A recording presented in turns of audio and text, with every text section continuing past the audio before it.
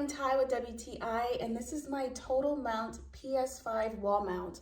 The reason why I got this is because I really don't like the look of a TV stand in front of the TV. I think it looks kind of bulky, and a lot of that stuff ends up really dusty. So I wanted a really clean look with my PS5 and to be able to display it in a way that looked really nice. So I got this mount, and what I love about it is that it is the same color as the PS5. So I like that it just blends in seamlessly.